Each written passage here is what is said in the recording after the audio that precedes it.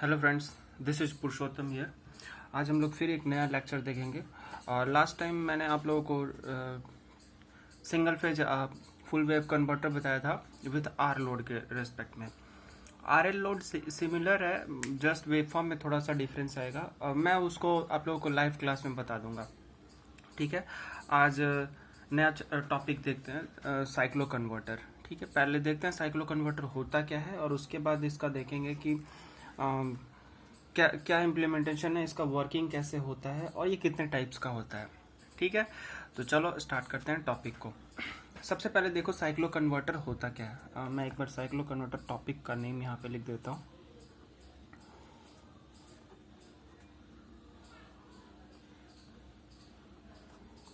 Cyclo ठीक है, देखो साइक्लो कन्वर्टर होता क्या है। जैसे आपने ट्रांसफार्मर पढ़ा होगा, ठीक है, तो ट्रांसफार्मर का बेसिक प्रिंसिपल क्या है, सॉरी बेसिक वर्किंग क्या है, उसका हम दो काम लेते हैं उससे। या तो वो जैसे ये अपना लेट्स अज्यूम कि ये ट्रांसफार्मर है, ठीक है। अगर ये ट्रांसफार्मर है अपना, तो इसमें अगर हम इनपुट वोल्टेज मतलब इनपुट है तो हमारे पास आउटपुट क्या आ सकता है, या तो आउटपुट जो है इनपुट से ग्रेटर आ सकता है या फिर आउटपुट जो है इनपुट से लेस हो सकता है। ठीक है, तो अब देखो जब एक सेकंड गाइस होल्ड।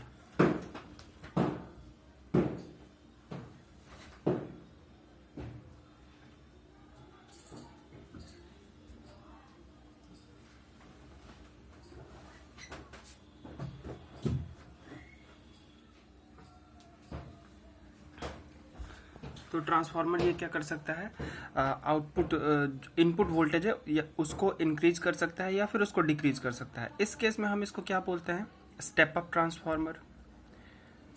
क्लियर है। और इस केस में इसको हम क्या बोलते हैं, step down sorry step down transformer. Clear है। तो ये अब मैंने क्यों बताया, ठीक है। तो देखो समझो पहले मेरी बात। साइक्लो कन्वर्टर भी लगभग सेम काम करता है। सेम काम मतलब सेम काम नहीं, मतलब यू कह लो तुम, उसका जो एनालॉजिक है इसी प्रिंसिपल पे वर्क करता है।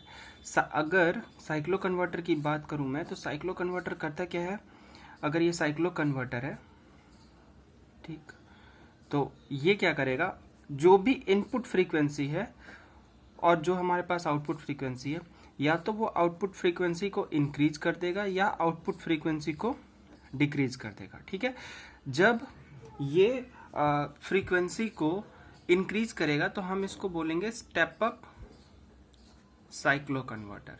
क्लियर है, साइक्लो कन्वर्टर। और जब ये फ्रीक्वेंसी को डिक्रीज करेगा तब हम इसे बोलेंगे स्टेप डाउन साइक्लो कन्वर्टर। ठीक है, तो अब देखो थोड़े से कुछ नंबर्स लेके समझते हैं इसको कि ये करता क्या है बेसिकली। जैसे कि अगर ट्रांसफार्मर की बात करूं तो लेट्स अज्यूम तुमने 230 वोल्ट दिया, तो इसको या तो ये क्या मतलब आपने जितना टर्न्स रेशियो रखा उसके अकॉर्डिंग ये या तो 440 वोल्ट या फिर इससे कम, लेट्स अज्यूम 110 वोल्ट। तो जब ये काम हो रहा है तो हम इसको क्या बोल रहे हैं, ये स्टेप अप कर रहा है। ठीक है, और जब ये काम हो रहा है तो हम इसको क्या बोल रहे हैं, ये डाउन कर रहा है। उसी तरीके से फ्रीक्वेंसी के केस में क्या है, लेट्स अज्यूम कि आपने यहाँ पे 50 हर्ट्ज दिया, ठीक है, और इसके कारण हुआ क्या, आपने साइक्लो कन्वर्टर ऐसा डिजाइन किया जिसके कारण क्या हो गया, ये 100 हर्ट्ज हो गया। ठीक है, तो हम इसको क्या बोलेंगे, स्टेप अप बोलेंगे। अगर यही 50 हर्ट्ज और कम हो जाता है, लेट्स अज्यूम 10 हर्ट्ज हो जाता है, ठीक है, तो हम इसको क्या बोलेंगे, स्टेप डाउन ट्रांसफार्मर। समझ आ रहा होगा, सिंपल है। अभी तक तो जस्ट मैंने कुछ ज्यादा डील नहीं किया है, जस्ट नंबर्स के थ्रू आपको समझाने का कोशिश किया है कि स्टेप अप किसको बोलेंगे और स्टेप डाउन किसको बोलेंगे। ठीक है, अब चलो नेक्स्ट देखते हैं कि मतलब वेव फॉर्म में इसका क्या मतलब है। वेव फॉर्म में कैसे समझेंगे इसको कि मतलब हमारा फ्रीक्वेंसी इंक्रीज हुआ है या डिक्रीज हुआ है। ठीक है, तो पहले ये देखो ध्यान से समझो। लेट्स अज्यूम कि हमारे पास ठीक है, ये मान लो हमारे पास सोर्स फ्रीक्वेंसी है, मतलब मैं समझाता हूँ एक बार, जैसे ठीक है, क्लियर है। ये हमारे पास वेव फॉर्म है जो कि सोर्स का वेव फॉर्म है। ठीक है, ये 10 मिली सेकेंड है यहाँ पे और ये 20 मिली सेकेंड है। अगर मैं आपसे पूछूं कि इसका फ्रीक्वेंसी कितना है, तो आप फ्रीक्वेंसी क्या बताओगे? तो फ्रीक्वेंसी आप यही बताओगे ना। फ्रीक्वेंसी बेसिकली होता क्या है, 1 बाई टाइम पीरियड। अब टाइम पीरियड यहाँ पे कितना है, 20 मिली सेकेंड। अगर आप इसको रफली कैलकुलेट करोगे तो ये आपके पास 50 हर्ट्ज आएगा। क्लियर है? ठीक। तो देखो इसका फ्रीक्वेंसी कितना हो गया, 50 हर्ट्ज। तो जब हमारे पास 50 हर्ट्ज है तो इसमें कितने नंबर ऑफ साइकिल आ रहा है, एक नंबर ऑफ साइकिल आ रहा है। क्लियर है? ठीक। मतलब फिर से समझो मेरी बात को, मैं क्या कहना चाह रहा हूँ। जैसे ये हमारे पास एक नंबर ऑफ साइकिल है, देखो इसी के बाद से ही ना, देखो आज दीपू पूछ रहा था टाइम पीरियड के बारे में, तो टाइम पीरियड समझ लो। जहां से वेव फॉर्म फिर से रिपीट होना स्टार्ट हो जाए तो उसको हम, जितने टाइम के बाद वो रिपीट होना फिर से स्टार्ट हो जाएगा, उसको हम बोलेंगे टाइम पीरियड। तो देखो ध्यान से समझना, ये क्या है तुम्हारा, यहां से यहाँ तक की बात करी जाए तो वेव फॉर्म में कोई रिपीटेशन नहीं है। देखो जैसा वेव फॉर्म यहाँ है मतलब, लेकिन इस टाइम पीरियड के बाद ये वेव फॉर्म का फिर से रिपीटेशन है। देखो ऐसा ही शेप लेगा ये, तो इसलिए इसका टाइम पीरियड कितना हो गया, 20 मिली सेकेंड। जब भी आपको देखना हो कि उसका वेव फॉर्म दिया हुआ है और आपको टाइम पीरियड चेक करना है, तो आप ये चेक करना कि वो वेव फॉर्म कहाँ के बाद से फिर से रिपीट हो रहा है। ठीक है, तो इस केस में क्या है, 20 मिली सेकेंड के बाद रिपीट हो रहा है। तो इसका फ्रीक्वेंसी कैसे निकाला हमने, ऐसे। अच्छा, अब देखो स्टेप अप का क्या मतलब है और स्टेप डाउन का क्या मतलब है।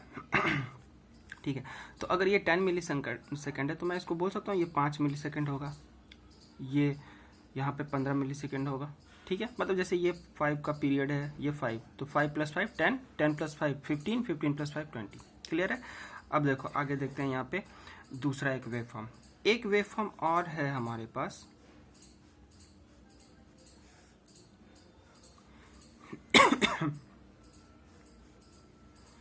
उसमें क्या है कि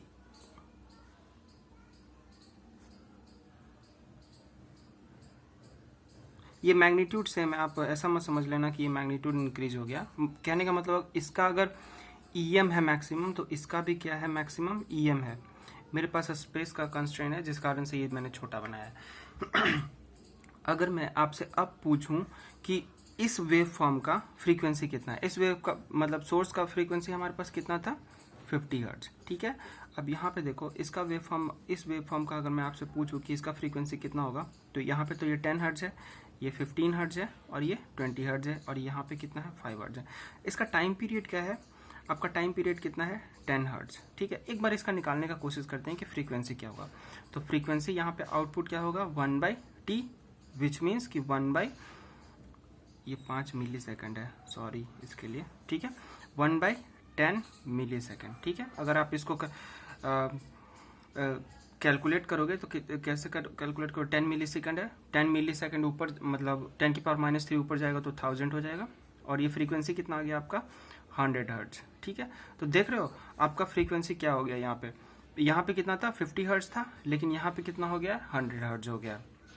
ठीक है, तो आउटपुट फ्रीक्वेंसी यहाँ पे कितना हो गया है, इंक्रीज हो गया। तो इस टाइप के साइक्लो कन्वर्टर को हम लोग क्या बोलेंगे, स्टेप अप साइक्लो कन्वर्टर।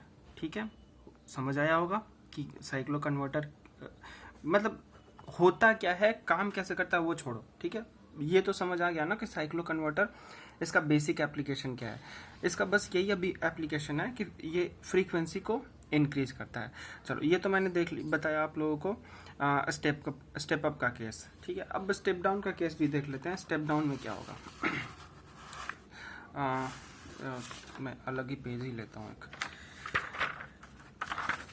ठीक है, ये वेव फॉर्म मैं आप लोगों को समझा देता हूँ एक बार। ये भाई सोर्स वेव फॉर्म है जो हमने अभी डिस्कस किया है।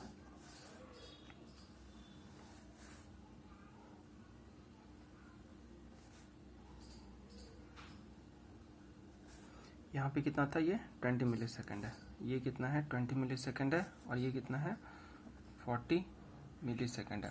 ठीक है, अगर इसका टाइम पीरियड मैं आपसे पूछूं कि टाइम पीरियड क्या होगा, या फिर इसका टाइम पीरियड पूछूं तो क्या होगा, तो देखो इसका टाइम पीरियड कितना है 20 मिली सेकेंड, तो इसका फ्रीक्वेंसी कितना होगा 1/20 मिली सेकेंड, और ये 50 हर्ट्ज, और ये हमारा सोर्स फ्रीक्वेंसी है।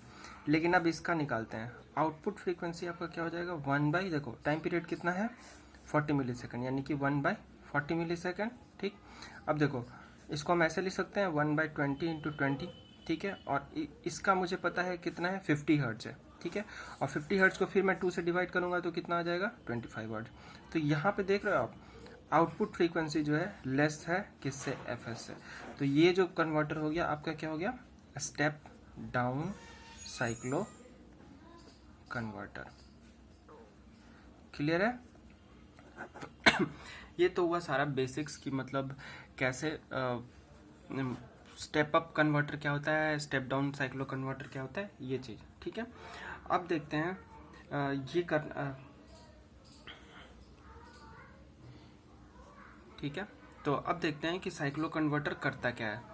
इतना तो मतलब समझ आ गया। तो साइक्लो कन्वर्टर का अगर मैं आपसे डेफिनेशन पूछूं तो साइक्लो कन्वर्टर का डेफिनेशन क्या हो जाएगा, जैसे साइक्लो कन्वर्टर का डेफिनेशन देखोगे तो ये क्या है, ये पहले तो एक डिवाइस है,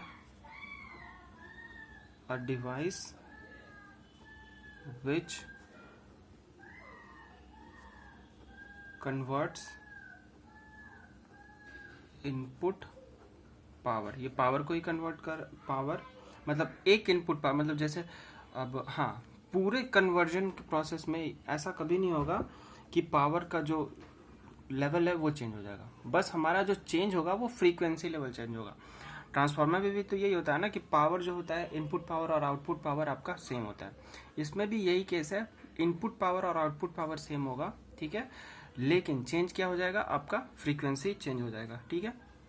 तो ध्यान से समझना, a device which converts input power at one frequency, मतलब इनपुट का जो फ्रीक्वेंसी है वो कुछ रहेगा to the output power at a different frequency, ठीक,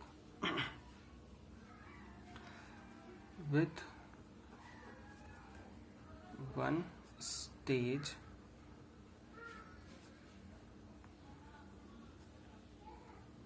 conversion is called a cycloconverter।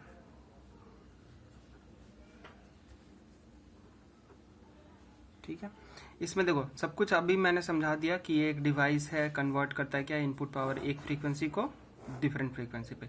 इसमें एक चीज़ आप लोगों को नहीं समझाया मैंने, वो क्या, वन स्टेज कन्वर्जन, वो मैं नेक्स्ट क्लास में बताऊंगा या फिर लाइव क्लास में बता दूंगा, ठीक है। अब नेक्स्ट क्लास में हम देखेंगे इसके टाइप्स क्या होते हैं, कितने टाइप से इसका क्लासिफिकेशन होता है। हालांकि आपको ज़्यादा पढ़ना नहीं है, साइक्लो कन्वर्टर का इंट्रोडक्शन ही पढ़ना है, फिर भी मैं 2 टाइप का बता दूंगा आपको, एक स्टेप अप साइक्लो कन्वर्टर और एक स्टेप डाउन साइक्लो कन्वर्टर, ठीक है। आज के लिए इतना ही, थैंक यू।